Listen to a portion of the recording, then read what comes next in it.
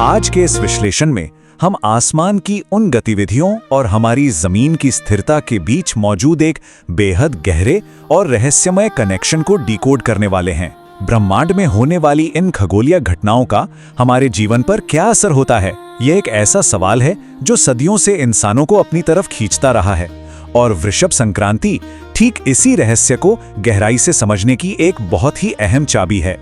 तो चलिए सीधे मुद्दे पर आते हैं। जरा इस बात पर गौर कीजिए, क्या होता है जब पूरे ब्रह्मांड की ऊर्जा का सबसे बड़ा स्रोत परम स्थिरता के घर में प्रवेश कर जाता है? सूर्य का ये गोचर सिर्फ एक आम खगोलीय घटना नहीं है, बिल्कुल नहीं। इसका सीधा और एकदम ठोस प्रभाव हमारे जीवन पर पड़ता है। ये वो पल है जहां असीम ऊर्जा और एक गहरे ठहराव का अद्भुत संगम होता है। तो शुरुआत करते हैं पहले भाग से, वृषभ संक्रांति। आखिर इसका अर्थ क्या है? सनातन परंपरा में वृषभ संक्रांति उस बेहद पावन समय को कहते हैं जब सूर्यदेव मेष राशि से निकलकर वृषभ यानी टॉरस में प्रवेश करते हैं। और देखिए, ये कोई साधारण समय नहीं है।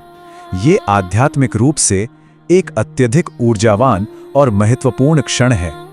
आसमान में होने वाला यह बदलाव अपने साथ ऊर्जा की एक ऐसी नई लहर लेकर आता है जिसे हमारी प्राचीन परंपराओं में एक पवित्र पर्व का दर्जा दिया गया है। अब बढ़ते हैं दूसरे भाग की तरफ, बैल का प्रतीकात्मक महत्व।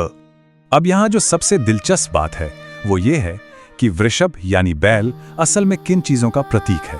धर्म, श्रम यानी कड़ी मेहनत, स्थिरता और समृद्धि। बैल का सीधा जुड़ाव हमारी जमीन से, अन्न से और गौ सेवा से है। यही तो हमारे गृहस्थ सुख का मूल आधार है। इस बात की गहराई को महसूस करना बहुत जरूरी है कि कैसे ये एक अकेला प्रतीक हमारी मेहनत और उससे मिलने वाले स्थायी सुख को पूरी तरह से परिभाषित कर देता है। आगे चलते हैं तीसरे भाग पर, ज्योतिष और हमारा जीवन। ये जो खगोलीय घटना है ना, ये असल में स्वर्ग और पृथ्वी के बीच एक शानदार पुल बनाने का काम करती है। एक तरफ आसमान में सूर्य वृषभ राशि में प्रवेश कर रहा है और दूसरी तरफ जमीन पर इसका सीधा असर हो रहा है। ज्योतिष शास्त्र कहता है कि यह समय जीवन में धैर्य और भौतिक सुख लेकर आता है। खेती, व्यापार, धन संचय और पारिवारिक उन्नति के लिए यह काल बेहद शुभ माना गया है। मतलब आसमान की ये घटना हमारी जमीन पर समृद्धि के बीज बो रही है। अब नजर डालते हैं चौथे भाग पर, संक्रांति के प्रमुख अनुष्ठान। तो सबसे अहम बात यह है कि इस ऊर्जा का इस्तेमाल कैसे किया जाए। पुराणों में इस बात का बड़ा ही सटीक जवाब है। संक्रांति काल में किया गया स्नान, जप, दान और सूर्य उपासना, इनका फल कई गुना बढ़ जाता है। ये आध्यात्मिक उन्नति का एक आजमाया हुआ प्राचीन फॉर्मूला है। इसी वजह से इस दिन जलदान, अन्नदान और गौ सेवा पर इतना ज्यादा जोर दिया गया है, जो इंसान को सीधे तौर पर प्रकृति और समाज से गहराई से जोड़ देता है।